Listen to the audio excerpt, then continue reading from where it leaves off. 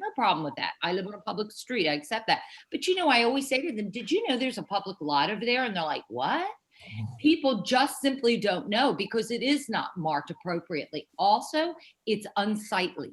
If you look at it, it really looks like it's a place where the workers of Lewis, Delaware State, whatever's going on, really that's like their lot. People go, what looks like it's an official lot for the workers. And I'm like, oh no. So I think we do need to address that, make it more appealing, also more signs, like you said, Ted. I mean, I know that's an issue, but people simply just don't know. Right, and we actually we've had some discussions in a couple meetings that were about reorienting that parking lot so that it would be entered off of Schley rather than entered off of Franklin. So that we created it would run parallel with Franklin and then divide it that way so that people would enter off of Schley rather than entering off of Franklin, and that makes it a little less disruptive for neighbors because there's more of there's more industrial kinds of activity along the Schley side in that block. So we're looking at that. So I think that will be on the budget for that we will start considering in January is some improvements to that lot and the reorientation of that lot. Wonderful. Thank you very much. Okay. So we are working on that. So it is 8:34. And before we go much further with conversation, we ought to call this meeting to order. So thank you all for being here. Looks like we have a total of 15 participants and Charlie has joined us. Thank you, Charlie. The first item on the agenda is the minutes. I do not have a copy of them. Did you all receive a copy of them?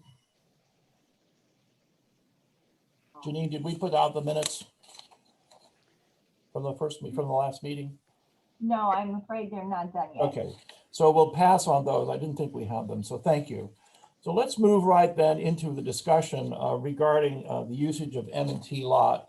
And I see that Kathy Burrell is on the line from Hotel Rodney.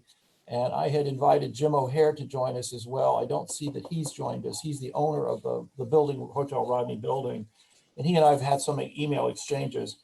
And I think one of the things that we talked about at our October meeting was the idea that there was a significant amount of expense in relocating and repositioning the dumpsters that serve primarily the Hotel Rodney and related businesses that are in that building. And Charlie had done a great job of defining that. And when you look at who was benefiting from what expenses were there, we had divided the nearly $65,000 that we were going to need to spend to make all the improvements to that lot over who was going to be benefiting, and the lion's share was going to go to the Hotel Rodney, recognizing that that was a significant expense for them, and that that was going to be a major hiccup for them to consider. I asked Charlie to reconsider, supposing we left the dumpsters where they are, and we reconfigured it with just the other changes that we had talked about. And Charlie has some information, and Charlie, can you upload, or Janine, can you allow Charlie to upload his diagrams or his plot plans of what he's come up with as an alternative here?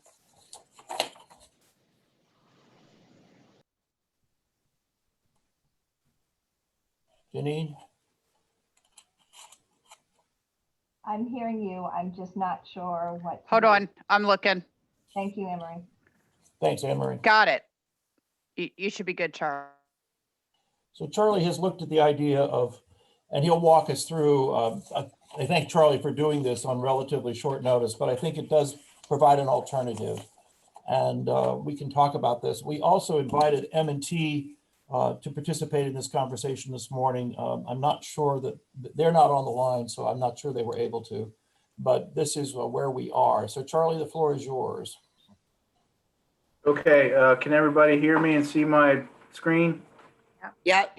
Okay, so I think, just a real summary of what we've done here is just change the project from maximizing the number of spaces to one where we're just seal coating and restriping the existing space exactly the way it is.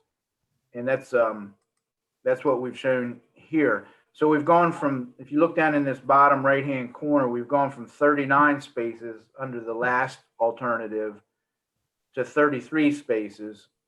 The city still picks up 10 spaces along the 3rd Street side and then one ADA space up towards the Hotel Rodney.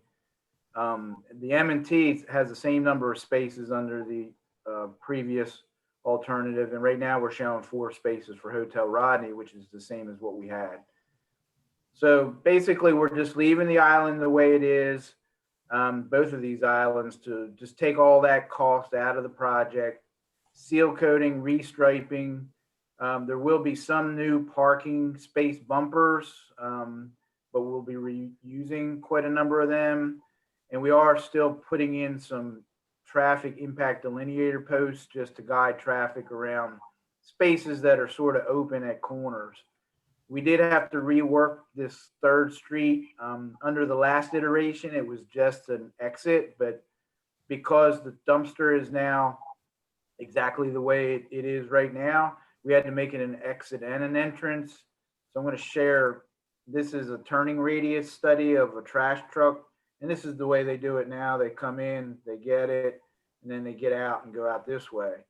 So we had to make this wide. And also by leaving the dumpster the way it is, we lost some spaces here that we had picked up before, and also on this side and in this corner down in here. So that's why we went from 39 down to 33.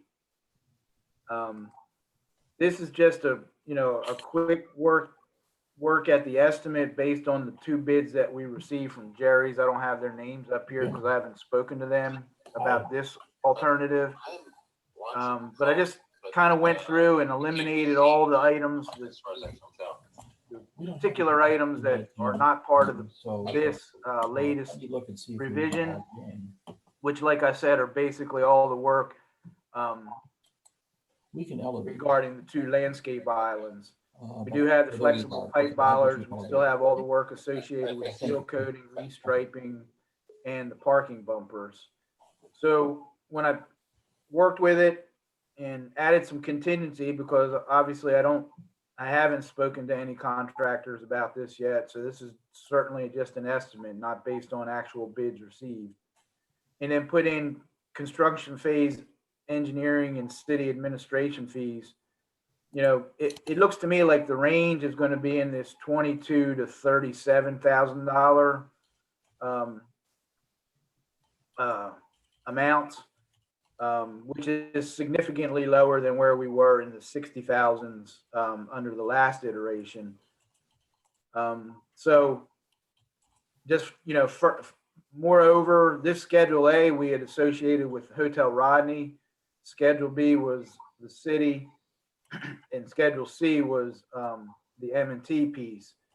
So I think under this arrangement, that dividing up of costs would have to be, talked about how we're going to do that so everybody's got some skin in the game. Thank you, Charlie. That's a summary. Yep. Great, thank you. And while Charlie was doing that, I received a call from Jim O'Hare, who is the owner of the Hotel Rodney property, and Anne Marie's in the process of lifting him up to a participant, so he'll be able to join us. He should be up now. Okay, great. Thank you, Anne Marie. So this obviously, reduces the spaces by 6, but it also reduces the cost significantly, knowing that one of the issues with cost, of course, is right now the bank is offering us a 2-year lease and as going forward. So I think in terms of reducing the cost, that helps a lot since we're only talking about a 2-year trial lease before we go forward. But Ted, when you say a net loss of the 6 lots, that's from obviously the first plan where we had to reconfigure. What's the net or gain or loss around what's there now? Is it pretty much the same? There's 28 spaces there now, Andrew. Okay. So, I see it there. Okay. Plus you're adding 1 per okay. I see that. Yeah. So you end up with, you end up with 5 additional spaces. Does the Hotel Rodney ever need more spaces than 4? Well, they're parking exempt, and they have 6 spaces they've been using 6 spaces under the current situation. That's what they've been using now, or have had the ability to use. But that Of course, you know, everybody can use more parking, but that's, they've had that relationship since I think since before Mr. O'Hara owned the property. Yes, that's right. Hi, everyone. Jim, thanks for joining us. Oh yeah, thanks for having me. Hope everyone is doing well. To answer just really briefly those two questions, we do need more than 6 spots, but we just deal with it the same way that other merchants do in town. That agreement goes back when we bought the place. We bought the hotel building in 2005. It had been in place for at least 10 years before that. And the arrangement is, so everyone knows, is M&T allows us use of those 6 spaces, and we maintain the dumpster for the use of the hotel and the tenants in our building, and then M&T uses the dumpster at no cost. And then, you know, so that's kind of where that's gone in the past. The other thing that I don't think Charlie mentioned, but we considered was the idea that when the bank was not open for business, that the spaces, the 18 spaces dedicated to the bank would become metered spaces for the city. So in the evenings after bank hours, say, I think the bank closes at 4 until 8 p.m., the bank would be, those bank spaces, those 18 spaces of the banks would become metered spaces for the city to use. And that would be true on weekends as well. Ted, can I ask, my understanding is that that occurs now. So in other words, the bank opens up use of the lot after bank hours. It formally, I believe it's still posted as bank parking only, although they've turned a blind eye on it, although that has not always been the case. I think since M&T has owned it, they may have. Wilmington Trust had someone who actually sat out there and monitored the parking. So I think things have changed a little bit. I don't know what the bank's policy is. I'm sorry they weren't able to join us this morning. But so that would give us on weekends and evenings the ability to have 28 spaces as metered spaces.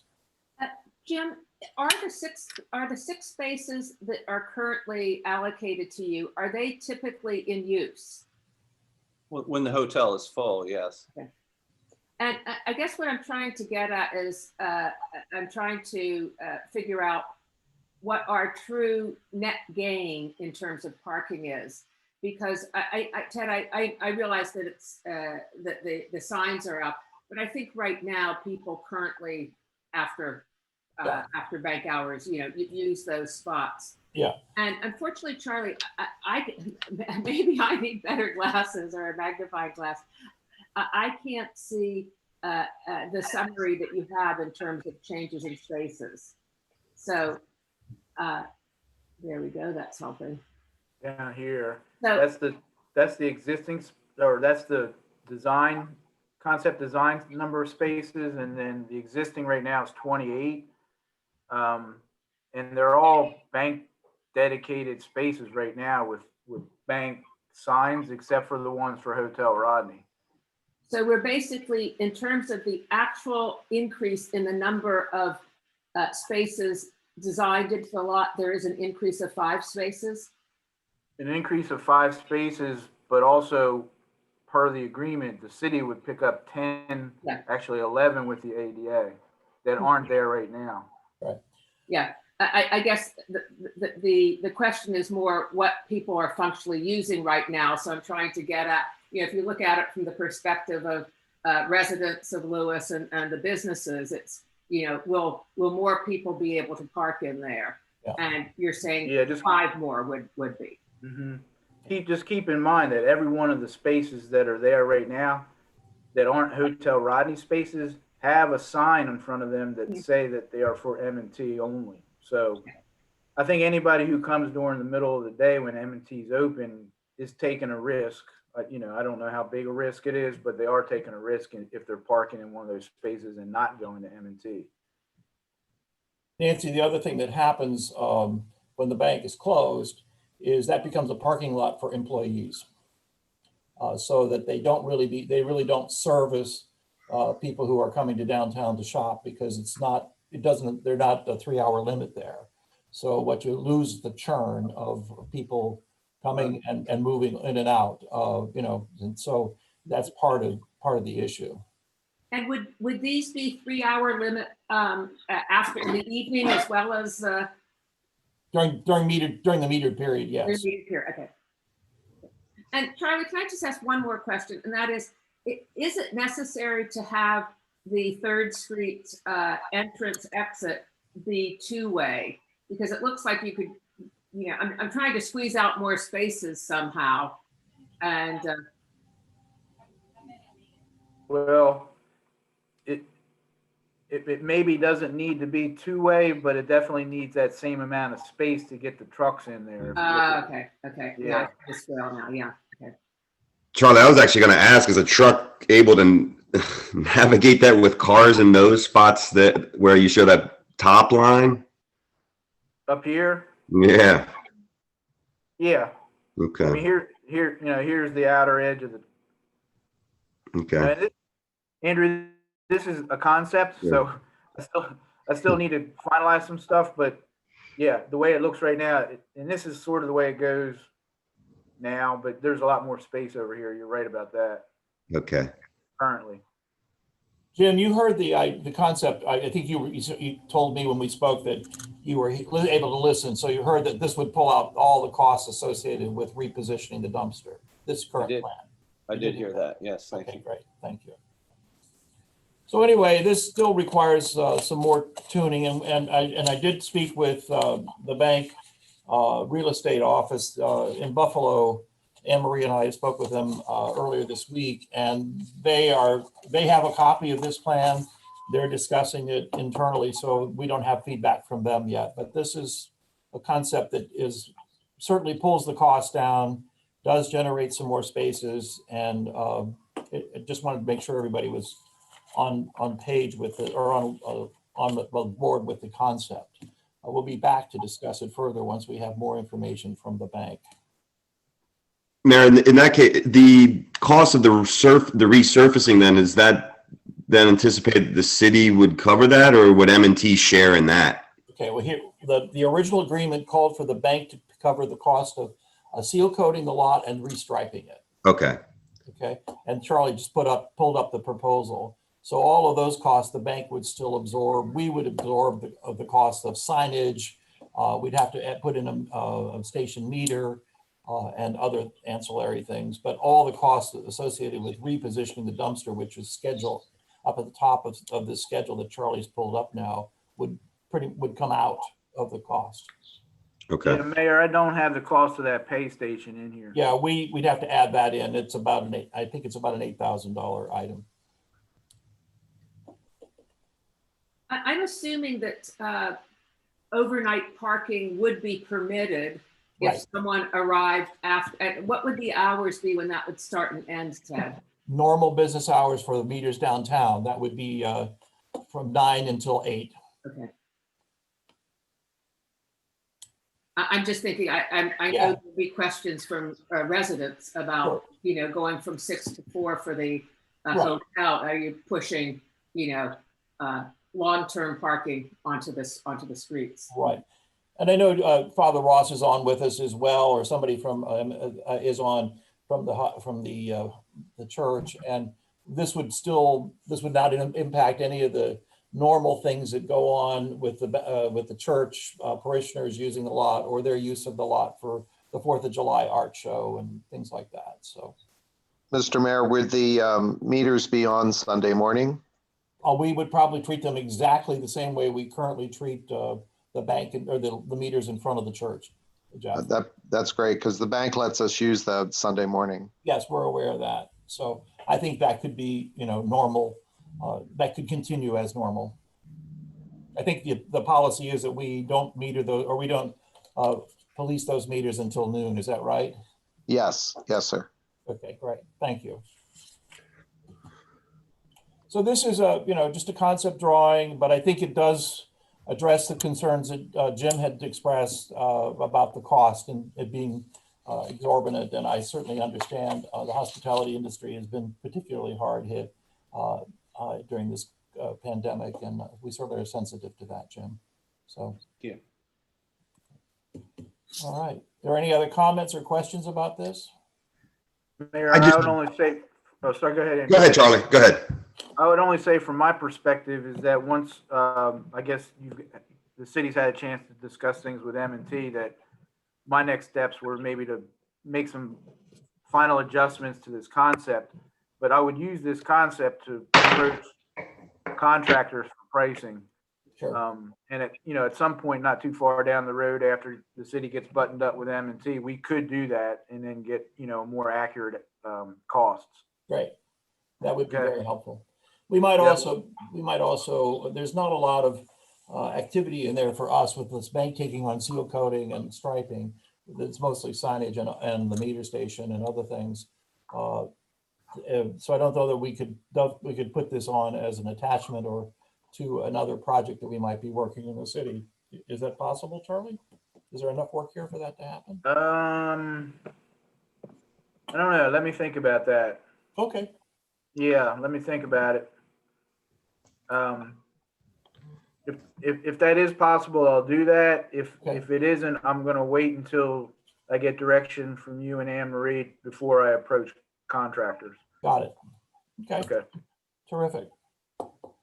So I think this addresses a lot of the concerns that have been expressed and still accomplishes a lot of what we've been talking about. And any other comments? Yeah, Mayor, I just had one question around, since M&T is picking up the cost of the resurfacing, is there a revenue sharing plan as it relates to the metering? There is a discussion about that. That's part of the discussion. They originally had proposed revenue sharing, and I think that would be normal, that we would probably look at some kind of a revenue sharing. One other side piece that we talked about, we had a conversation, I don't know, was it last meeting or even last season, when we were originally looking at this, there was speculation as to what the occupancy of this lot would be. And I made an off the cuff comment that I thought the 3rd Street lot was occupied about 50% of the time. Since I made that comment, and I did that just kind of pulling it out of my hat, we had Ellen Lorraine, the city finance officer, look at the actual use of the meter in the 3rd Street lot. And we found that the 3rd Street lot was occupied 54% of the time. And I honestly think that if this lot were signed better, obviously, and there was additional reference to the other lot, that we would probably see a ramp up of more people using both this lot and the 3rd Street lot because it's so visible on the corner. So, just some additional information. Okay, is there any other discussion on this item at this point? Well, we'll come back to it next time we get together. By then we'll have, M&T felt they could have some information for us next week. So we'll be letting you know what we hear from them. And then the second item, let's move on to the second item on this agenda, which is a discussion regarding delineation of parking space in areas adjacent to the business district. I think, as you probably are all aware, we have delineated spaces on 2nd Street and in the block of Market and Mulberry between 2nd and 3rd, and 3rd Street spaces are delineated. Andrew and I had a conversation about the fact that 3rd Street, as it runs from Ship Carpenter down to Burton, is just open parking without delineation. Largely goes unutilized except when the Historic Society is having an event. And it's a pretty wide street. Is this an area that we would consider for delineation of parking, recognizing that they're on the Ship Carpenter Street side or Ship Carpenter Square side, there are no driveways. So it could be fully delineated as parking. And is there any benefit in delineating parking between the 3rd and 4th Street on Market, Mulberry, Ship Carpenter, or is there any benefit in delineating parking there? What happens, I think, sometimes in the summer is, and we've all seen it, a car will park and leave 4 feet in front of them, and the next car parks and leaves 4 feet in front of them, and pretty soon you've eaten up a couple of extra parking spaces. I know that since Second Street had delineated parking, and Nancy, you live on Second Street, so you may want to comment on this. It's helped us. It's helped to put people in proper spaces and proper distances between cars. So it's just a concept that Andrew and I were talking about, and I think it's worth discussion. Comments? I was just going to mention that. You're good. Sorry. I was just going to mention that after the comments that were made on 3rd Street, I walked over there several times while events actually were occurring at the historic properties. And surprisingly, I actually took some photos I can send in if anyone wants them. Surprisingly, people still weren't parked there. For some reason, people don't seem to understand that they can park there. The issue, though, with delineating the parking spaces typically has come down to kind of conflicting concerns. One is by delineating them, you indicate that it's parking, which is good, and you don't have people leaving wide spaces in between. So hopefully in many areas, you'll get more cars in. But on some streets, for example, between 3rd and 4th Street, residents were concerned that when you looked at delineating parking spaces, and this in fact happened, I think in maybe one or two spots on 2nd Street, because of the legal requirement for the length of the parking space, it has to be able to accommodate a variety of sizes of cars, you end up losing some spaces. And so there were concerns from residents that by delineating spaces, you would potentially lose parking on their street. I think you raise a valid point. There are a lot of driveways on Market and Mulberry as well, which by the time you do an appropriate setback. But you're right about 3rd Street. 3rd Street between Ship Carpenter and Park, or between Burton and Park, goes underutilized, except when there's a crafts fair or an antiques fair at the Historic Society. That's the only times I've really seen it fully occupied.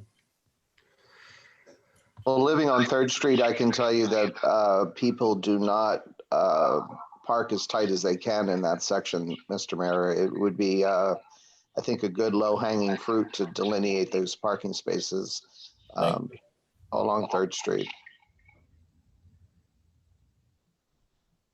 Maybe I agree. I'm not as confident about Market, though. Yeah, maybe we could look at have Charlie look at Park and Mulberry and Market as to whether or not there would be any benefit there, but to have a more serious look about. Charlie, maybe you could come up with the number of delineated spaces we could get on 3rd Street from Ship Carpenter over to Burton. Yeah, definitely. Mm-hmm. And of course, then we'd have to put up better signage to let people know that there is additional parking there and it's unmetered. At what point does the delineation stop on Park and Ship Carpenter? Because I know it's on Ship Carpenter between 2nd and 3rd. It stops there. Okay. There's a little, you can see there's a couple of them on up 3rd, beyond 3rd, but only a couple. And then when you get up further, Charlie, if you could pull your map down a little bit, thank you. Okay. There's no delineation once you get past the entrance to Ship Carpenter. It looks. Yeah, I think the only issue is where you have a lot of driveways coming through, and that's not the case on 3rd and not the case on most of Park. Well, it's also not the case on Park Avenue on the Ship Carpenter Street side. Mm-hmm. There's only 2 entrances there. Yeah. So that's another possibility of looking at delineation if we're looking at, because again, that's not utilized.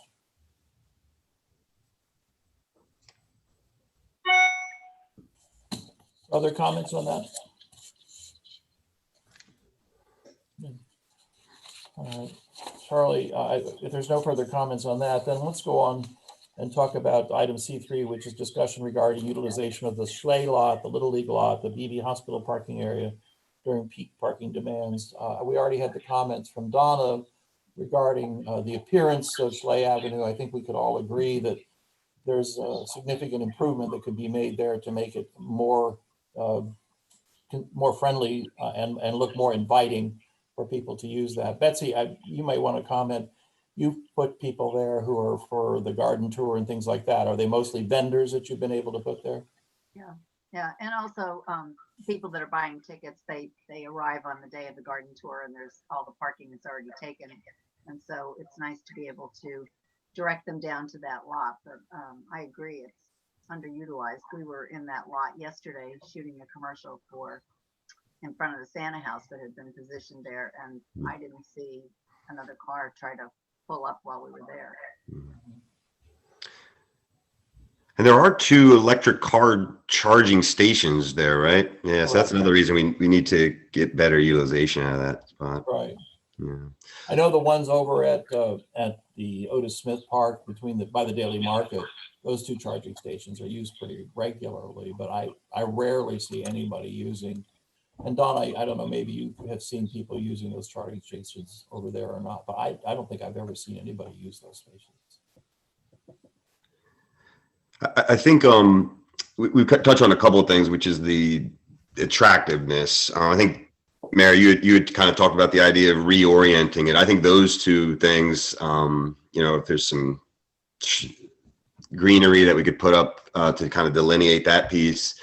But I'm also wondering about, maybe Donna can comment on this, is the lighting situation over there by that lot. Is it, without, again, being intrusive on the neighbors, is there enough over there to give the perception that it's safe, in the evening? I've just unmuted That's Donna. a very good point, Andrew, because the only lighting that we have is from the construction that goes on all night. The lights go into my bedroom and the bedrooms of my neighbors all night long. And so that's the only lighting. So that's a double message here. Okay, the 24-hour work situation there that goes on at night, which is another issue that we can talk about at another time. But there is no lighting.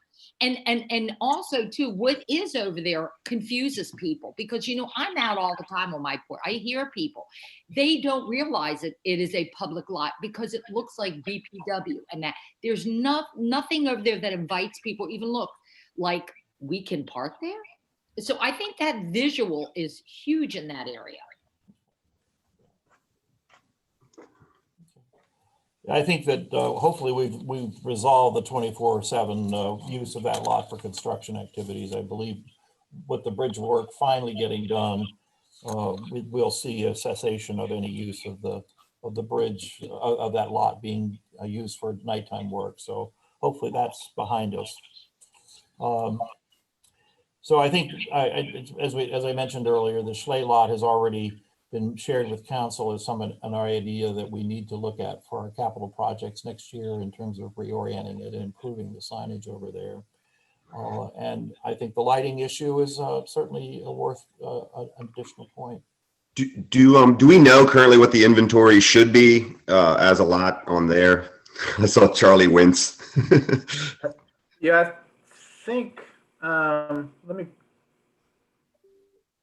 me I thought it was about 30. let me share Google Earth again. Yeah, I think it was 30. I could be wrong. Because my thing on that is, one, I would prefer to see it obviously unpaved, and I would prefer to see it left free, frankly, because it would encourage people to use a lot that's a little farther away for the benefit that they won't have to pay. Yeah, we do have parking bumpers there, Andrew. So Okay, I see. Yeah, you're about right, about 30 then. Yeah. it's delineated. I just don't know how many are there. So, Mr. Williams, I don't think we've had any discussions of charging. I think the intent is to keep that free, Right. but to improve the aesthetics of that whole area. Yeah. I think you're right. We especially, because we want to encourage people who are working to use that lot. Yeah. You certainly wouldn't want to be charging. Right. Do we And have bike maybe a racks? good spot for a light may be right there by the bike path. So that way it's, well, there's a neighbor there too, though. That's where Donna lives. Yeah. I think we'd have to we'd want to put the light. Yeah, good call. A lot. Yeah. One thing about today's modern lights is you can pretty well direct them down. So if we could get electrical service to the lot pretty, cost effectively, I think we could have LED lights that are show on the lot, but, and maybe some sidewalk or whatever we decide to do, but Right. not get out into people's windows and things. Charlie, is your impression if we orient the lot the other way, that the charging stations could be still accommodated on that, what would then be this kind of near side going the other way? Or? When you say reorient the other way, what Like that way, the way you've drawn your hand, yeah, your kind of. diagram. So it would run parallel, the depth of the lot would run down Franklin rather than down Schley, Charlie. What, make this deeper? Yeah, make it the full width of Franklin, and then Gotcha. narrow it. We'd have to Oh, I move. see. We'd So move something the like- charging. We'd have to move the charging stations over. Right. Okay. The thing, Charlie, that we've been talking about is by doing that, it allows BPW to have that laydown area that's not right up against the residences. And with appropriate landscaping and buffering, it could be, and I assume, if Donna's still on the call, that she would think that this would be a benefit. It would be less visually obtrusive. And as the mayor said, we are not going to allow any more use of this for any nighttime work. Charlie, your yellow line is exactly what I was referring to. So Yep. So something in here then. yes, run Then the this- lot that way. And then that would shade the staging area for construction maybe over in this area. Exactly. Gotcha. So the entrance that is existing on Schley could remain for the construction vehicles, but we'd have to create a new entrance off of Schley into the lot that the city would be using. And we'd close the entrances on Franklin, except for maybe a pedestrian gate that would allow bikers to go in and out of Franklin to the trail. And if the entrance comes in from Schley and you're having parking on either side, I imagine people driving down between Charlie's yellow line and Franklin. Where's the exit coming out? Is it coming out on Franklin at the end there, or is it? I think it'd be its entrance and exit onto Schley. Okay. So there'd be only one, So it might have, Charlie's line might have to go a little deeper into the lot. Yeah. And, but I think we'd have to move the charging stations, over because they're currently in the bottom corner of the lot, right where Charlie's circling now.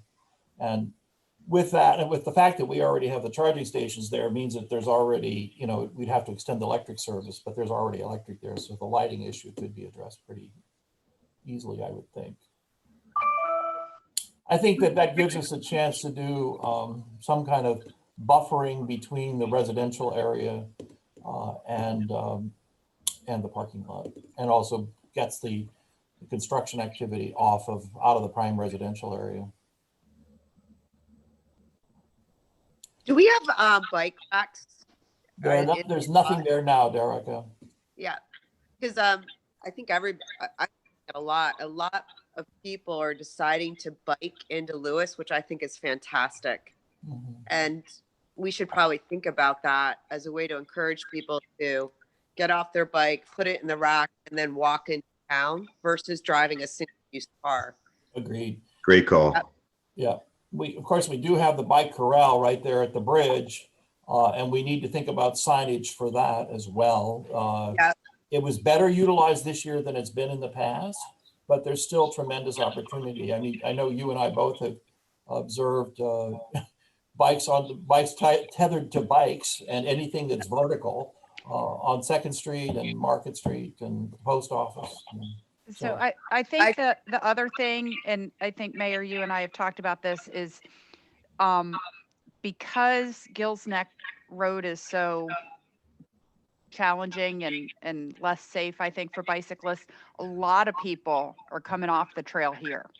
And That's I think what I was going to say right. Yeah, is you're right. let's encourage people to go to the safer lot. Yep. Yep. We have, Donna has her hand up. Do you want me to Sure, unmute her? absolutely. Okay. Thank you for joining us, Donna. That's very helpful. Thank you. Let me see. Can you hear me now? Sure. Yep. Good. Okay. That was the point I was just going to make. You all don't realize how many people bike. You don't see it, but I do. And when they, this is actually the launching pad for going into the city or the town for people who do bike. This is where they kind of begin and end because, as you said, Gills Neck Road is not friendly towards that, not user friendly for that. And so I think if we can really clean this up, that's where bikers will come to park their bike and walk into town. Good. Okay. All right. While we're talking about signage, on Monday night, we're going to have a presentation from Merge on the city council meeting. And you may want to tune into that. I know there was one given to this committee not too long ago, but there'll be a little further presentation on Monday night at city council meeting. So some of you may want to tune into that as well. Ted? Yes. Does the signage project include signage on the bike path to encourage people to go to, you know, for example, the Schley lot when it's redone? Not currently that I'm aware of. Anne Marie, has there been any discussion about? We did talk about that. So what they have put together at this point is more, it's the 3 options for the themes. And once we sign off on which of those options the city wants to move forward with, they'll move forward with the putting together a bid package that would include where the signs would go and all of that. And then they'd present it to us to be able to put out to bid. We have talked to them about the importance of including the bike path because there is so much coming here on the path. So we can make sure that once we figure out which theme we're going to use, I think we can certainly make sure that we include that in there. Thank you. Right. Yeah, I think there are other things we'd have to, as we look at this, we need to put some other amenities in there, like a couple of trash cans, trash, recycle kinds of things, as well as some benches. So those are some ideas that will come along. Okay. The mayor, my yellow line sort is, if you come in off of Schley Avenue, Yes. the aisleway needs to be 24 feet wide and then 19 feet head-in spaces either side. Okay. That's roughly where this yellow line is. If we were to add in some bike parking racks, maybe we would shove it back this way and put the bike parking racks up in this corner. Exactly. Something like that. I'm just, thinking out loud now. So if you said 24 and 19, so that's 62 feet that you would need of depth on Schley. Yeah, and I've got 62 feet shown from right here. And I think you need to pull it back a little further because you'd want to put a planting buffer along Franklin Avenue. So you probably are looking at a minimum of 66 feet, maybe 67 or 68 feet. Yeah, I started here. Yeah. I don't know. Oh, did you start there? Okay. Yeah, so that would, but I think if we wanted to add in some bike parking, we might want to move this line back 10 feet or so. Well, what we could do, Charlie, is up against the trail fencing right now, we could put the bike parking all the way at the end of the lot. Like where you would have the last spaces. Yes. Over here. No, run it all across the back of the lot.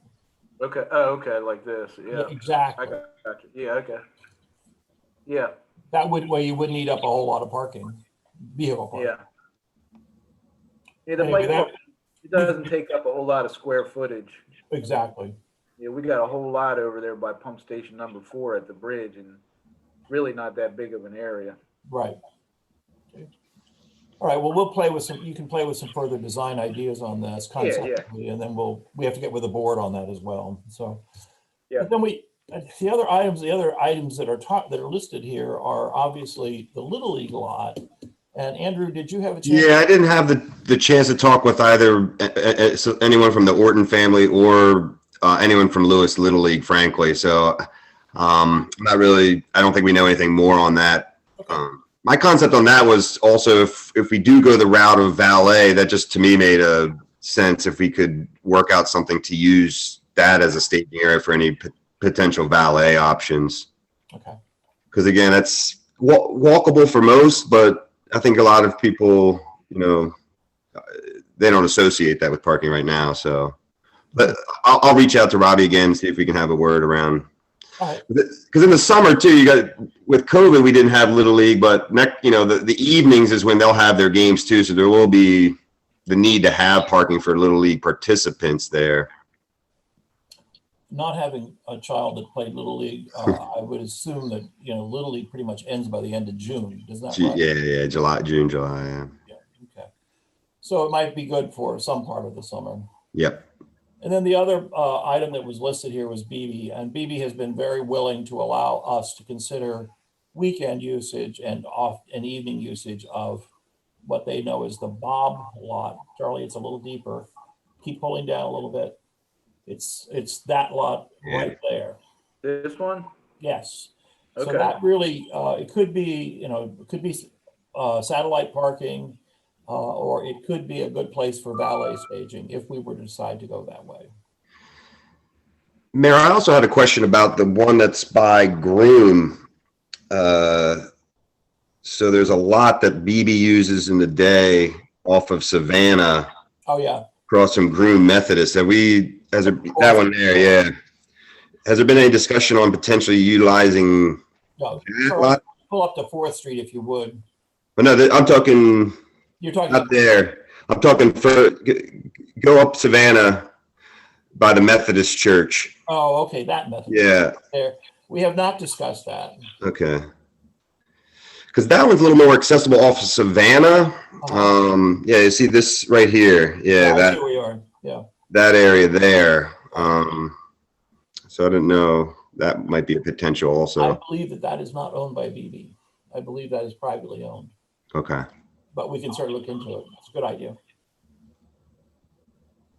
With the Little League parking lot, Andrew, I know that when we've looked at that lot before, at times it's very confusing for people where they can and can't park, where they can and can't park there, because a lot of parking goes on kind of on the grass and going up the hill. Yeah. There's That's why I was thinking for me it would be like more of a valet option, because then the parkers, the people who are parking those cars themselves would know, okay, rather than relying on someone just pulling in and choosing a spot kind of thing. Yeah, I agree. But I mean, it's the same issue you have when parking spaces aren't delineated and people kind of park higgly-piggly. They, you know, there are odd angles and fewer spots. Yeah, and I think the mayor also pointed, I think like the spots, for example, along the tennis court are actually city owned, and then, you know, 20 feet to the left of that are, you know, owned by the Orton family. So there's also not a, and I forgot what you said, Ted, about the Overfalls lot there. Is that? That's Overfalls lot. That's Overfalls lot. Okay. The gravelly area. Okay. And those spaces were all created as part of the TAP project. So there's they have to be kept. All those spaces where Charlie's just running his cursor up and down, all of those were part of the TAP project that brought the sidewalk from 2nd Street down into the park. So they have to remain, at this point, they need to remain unmetered. The other lot that we didn't put on this list, but certainly is one that's underutilized, I think, in a lot of ways, and certainly needs to be incorporated into the signage, is the lot next to the Daily Market, between the Beacon and the Daily Market. The other place where there's 2 charging stations. And it's right there, yes. That lot, the city actually owns that lot, and they own right up to the building where the Daily Market is located. So that, that edge of the Daily Market, all of that land is city land. So the entrance to the Daily Market off of Savannah Road is actually a city-owned piece of property. So that lot is not well signed with additional signage. I think as we get to talking about with merge, we'll certainly want to make it known that that is parking that's available. Anne Marie, can you speak to how the streets department, because my understanding is sometimes if they'll pick up debris and kind of stage it behind there and then take it eventually to the streets department, or you? So, and again, we've talked about this, I think, in other contexts. We have a lack of area for, say, staging and lay down. So when we have, for instance, street sweeping, that the street sweeper is full and we have to dump it, but it's not ready to go to the dump, we don't have very many places. And this area behind the daily market is one of those areas that we have used in the past. You know, and that we don't have, we've looked at the possibility of doing a pad in the area where the old water treatment plant was. There have been some issues with that, but also at this point that's been used for vehicles. So that's one of the challenges that we have, is that we have not a whole lot of space. And so the space that we do have, we need to figure out how to better utilize. But if there's an interest in, you know, doing something more formal and parking in that area, we would obviously have to take that out of our ability to use it for that. Well, one of the things about that space is, Charlie, could you pull back to that space over by the Daily Market? Thank you. Having you with this Google map is really great. Thank you. The city, as I mentioned, owns right up to the Daily Market building, or the building where the Daily Market is located. But the space behind the building obviously is owned by the building owner. So we'd have to make sure whatever we did here in this lot did not prevent the owners from getting behind that building for trash trucks and other things, because that's where all of that is stored. Right. Really, it's a right of way. It's not a parcel. It's a right of way. Yeah. But that's where they use all that. So, but that is right now we just have, you can see where the cars are currently parked underneath the trees. And that's the only parking we've delineated. And it's not even delineated. There are bumpers there, but there is no marking. And that's where 2 EV stations are located. And there's no signage. There's no signage over where the Rotary Pavilion is or anything else that says additional free parking, where Charlie was just at with the.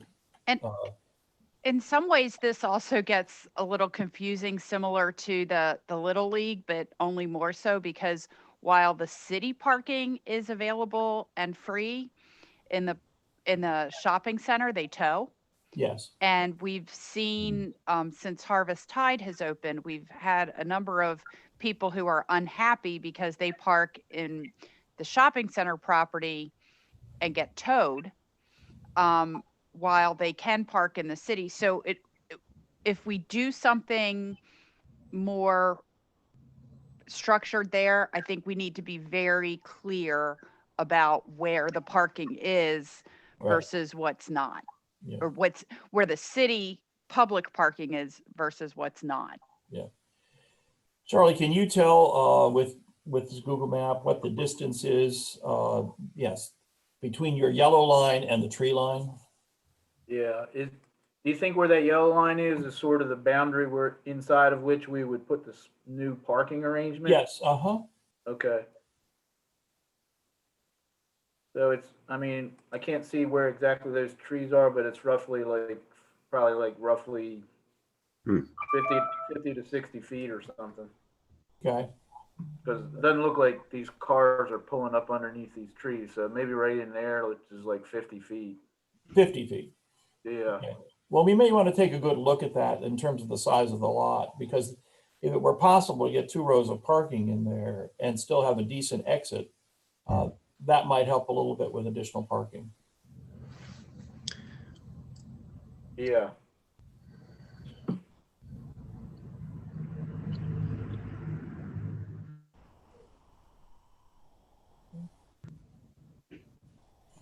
So I think we're kind of running around looking at various little pockets where we can create, rather than looking at a giant parking lot.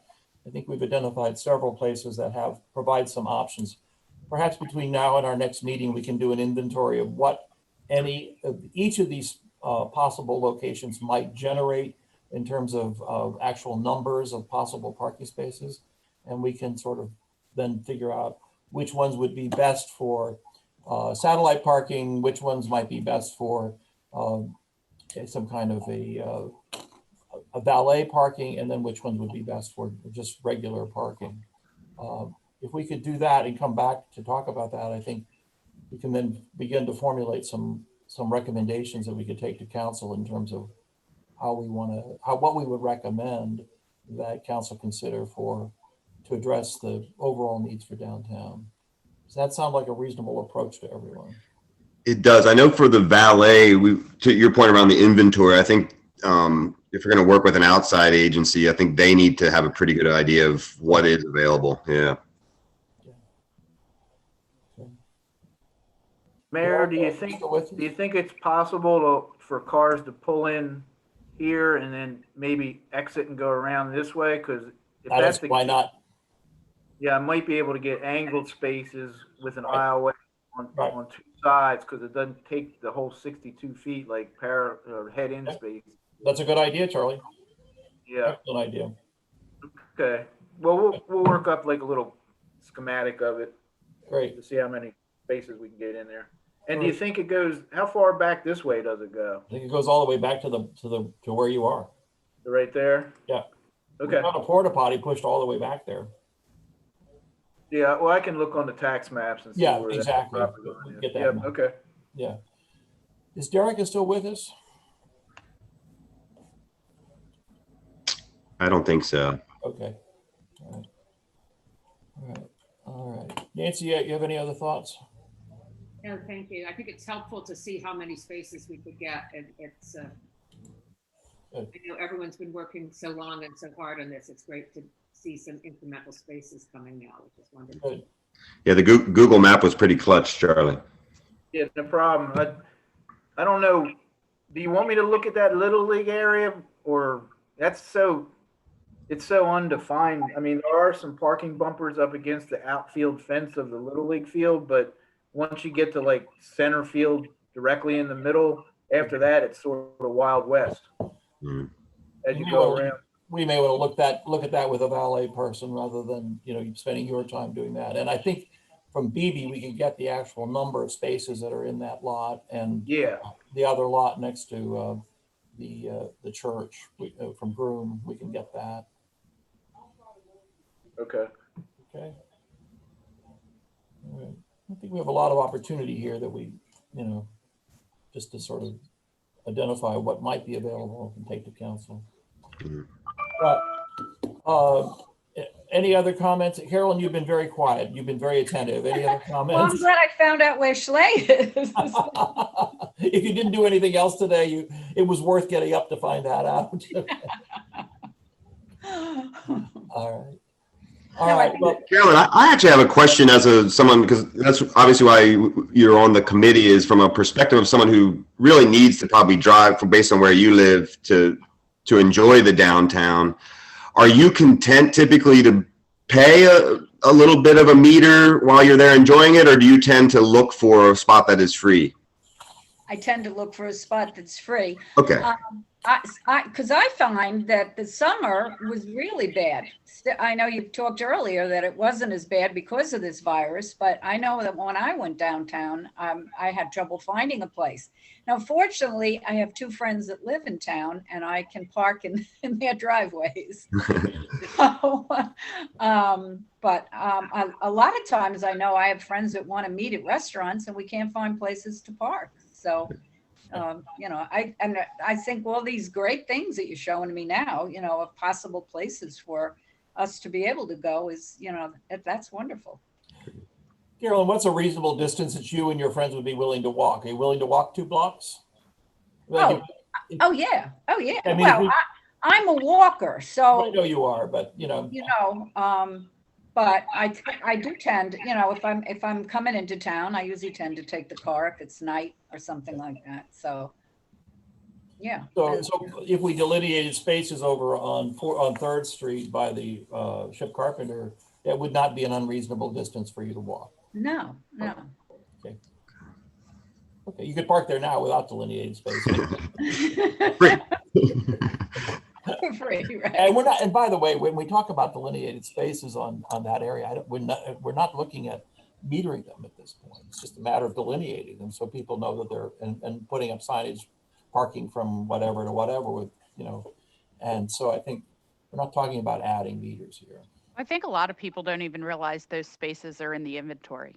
Exactly. So, okay. Anybody else have anything they would like to add to this conversation this morning? I think it's been a good conversation about where we are. I think the discussion about, we'll wait to hear from M&T about what their thoughts are about the revisions to the lot. I do like the fact that we've gotten the cost down significantly. Looking at the date for a future meeting, would Friday, December the 4th work for you all? If we did it at the same time? It's a month from today. Yes. Yeah, I think. Anne Marie? Yes, I saw that's you fine. grimace. Does that work? Works for me. The only thing is, Mayor, if you did want to start attending the scat breakfasts. Well, that's true. Maybe we should look So, at that. Yeah, that's I mean, it's up to you. I'm not going. okay. I'm, Well, let's look at that possibility. What if we did it on Monday the 7th? Would that work? I don't want to push this out too far, and I don't want to get too close to the holidays. Thank you very much for reminding me of that. I didn't have it on my calendar. Yes, that would work for me. Monday the 7th work? It works for me. Okay. Yes. All right, well, let's do it on the 7th then. Okay. Great. And in the meantime, Charlie, if we get information from M&T, we'll certainly get it. As we get information from M&T, we'll get back to you with it. Okay. Okay. Sounds good. All right. If there's nothing else, I think we can adjourn this meeting. Thank you all very much. I think it's been a good discussion, and we're going to come up with some good things. But again, I invite you to attend if you can, and you would like to attend the meeting with Merge, which will be part of the City Council meeting Monday night. That meeting begins at 6:30. I would imagine it'll be at least 7 o'clock till we get to the Merge presentation. But it's another opportunity to learn what's being considered, and that will be a budget item that will come up as we begin to look at the 2022 budget. So, Mayor, I have a question. At the last meeting, when they made the presentation, they suggested that the committee members, if they had a preference for one of the three options, to let Anne Marie know. I just wondered if people let you know what their preference was and if that recommendation is going to be made to mayor and council on Monday. so I have heard nothing from anybody about which option. So I do need to send something to mayor and council so that they realize that they're going to need to pick an option on Monday. But yes, I have not received anything. and Marie, is it possible you could send out the three options again? Yep. Okay, just to members of this committee so that we can all Yep. take a look at it again. So will you all on Monday be making a decision, A, to ratify a contract with them, or B, or both? Are you going to make a decision about which of the three options you all prefer? I would think we're going to be making a decision about which of the three options we prefer and waiting for a contract. I don't think we have a contract yet. Right. And so I'm not anticipating that they will, until they know which option, they're probably not going to be able to give us a contract. And then we have to define the metes and bounds of the contract, meaning what do we want to identify in terms of signage? Do we want to identify all these parking lots and the trail and all of that?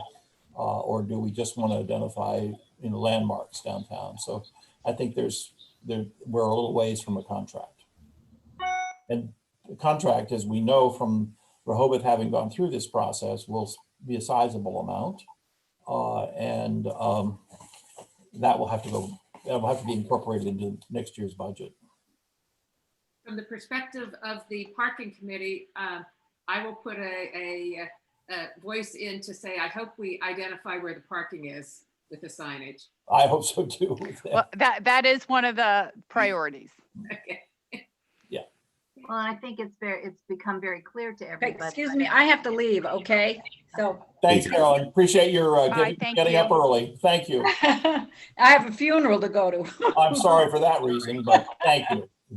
Okay, bye-bye, everybody. Bye-bye. I just wanted to make the comment that, we looked at the gateways, the vehicular car vehicle gateways into town. And I think it's very clear now that we get a lot of visitation via bike trails.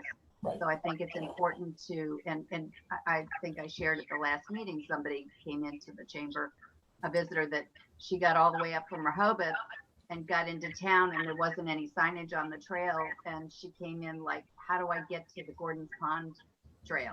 So I think that we need to add that. It's very important to add that. And it also encourages more people to be using their bikes. Right. Okay. Quite well noted. I don't know if Rehoboth did include anything about bike parking in theirs. Do you, Betsy? I don't. I'm not sure that they did. I haven't seen it. And the logical one is when you come in, go across the bridge. Right. At Oak Park there. Yeah, I don't.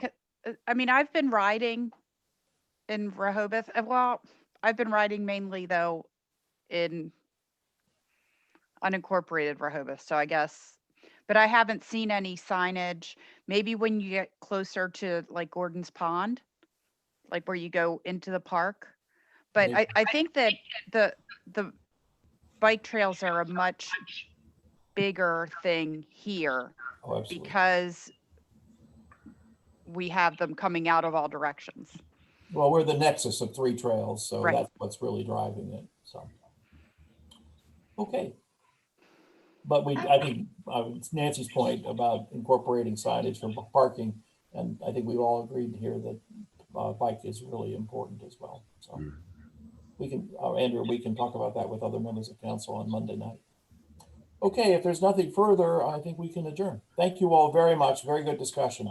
Charlie, I appreciate all your work in getting that information. Yeah, thanks, Charlie. You're When we welcome. have our meeting on the 7th, make sure you bring your Google map back. It's very helpful. Okay. Charlie doesn't go anywhere without his Google map. Thanks. Thank you. See you Yeah, guys. have a good Have a weekend. good weekend. Have a nice Thank you. weekend. Bye-bye.